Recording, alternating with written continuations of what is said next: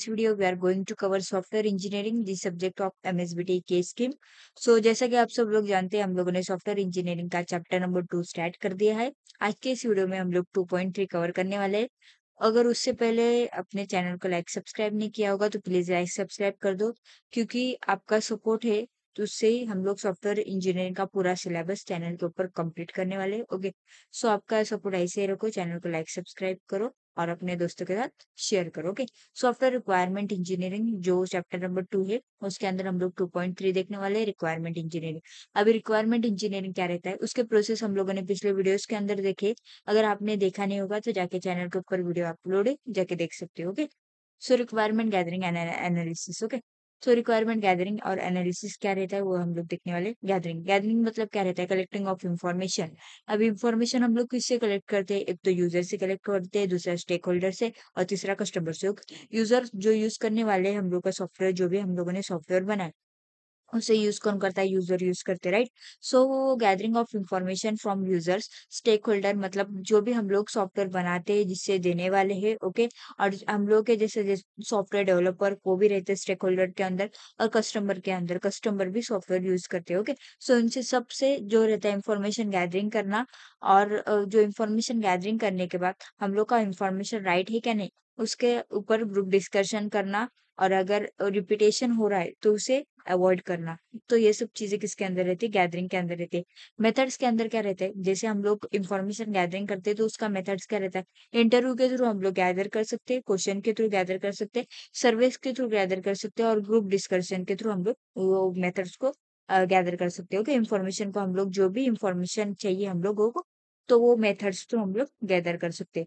फिर analysis, analysis क्या है, studying gather requirement to remove conflicts and repetition. मतलब जो भी कॉन्फ्लिक्ट्स है और रिपीटेशन है उसे रिमूव करने के लिए हम लोग को क्या करना है, जो भी इंफॉर्मेशन हम लोगों ने ली है उसको अच्छी तरह से स्टडी करना है। ओके, गोल क्या है इसका, तो गोल ये है कि कस्टमर को क्या चाहिए और हम लोग क्या दे रहे हैं कस्टमर को, एक क्लियर रोड मैप बनाना है एज ए डेवलपर, तो वही है उसका goal. Okay, understand what the customer want and make it clear for developers. Okay, यही है 2.3 रिक्वायरमेंट इंजीनियरिंग के अंदर। सो हम लोग नेक्स्ट पॉइंट देखते हैं, रिक्वायरमेंट गैदरिंग एंड एनालिसिस। ये क्या रहता है हम लोग देखते हैं। Okay, requirement gathering involves collecting requirement from stakeholder, while analysis ensure this requirement are accurate, complete and feasible.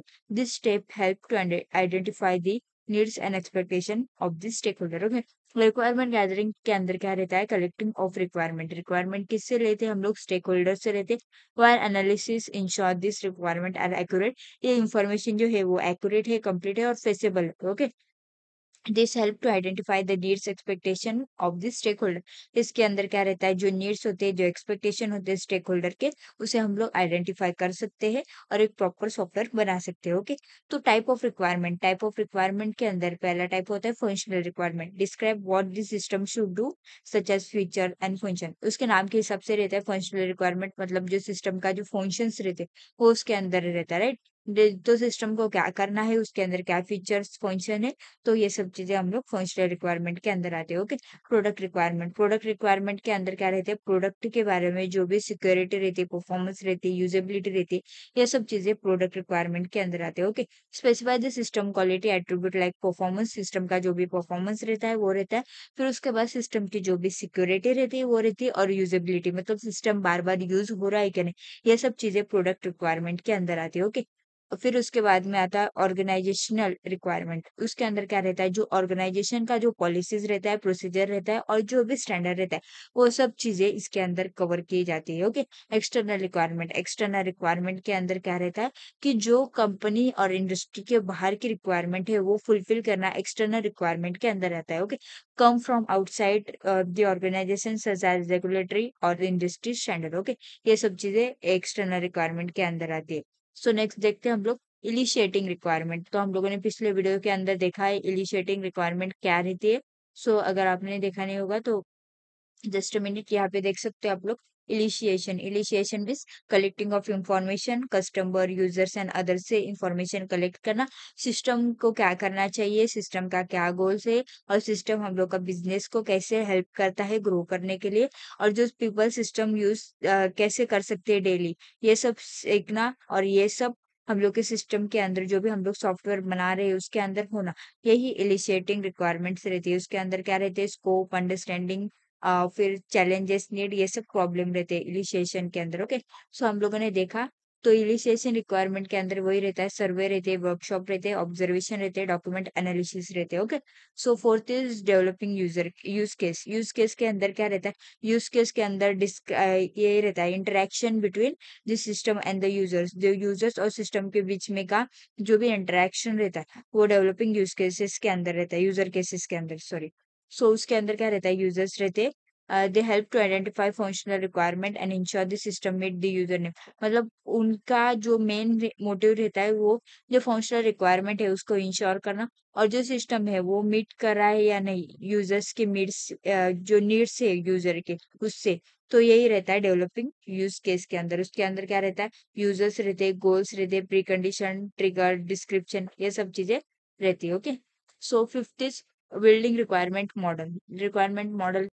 सो आप सब लोगों ने देखा होगा DFD model, ARD model, entity relationship diagram, ये सब चीजें आप लोगों ने देखी होगी। ओके, तो data flow diagram show the flow of data with in system. फिर उसके बाद entity relationship diagram describe the relationship between entities.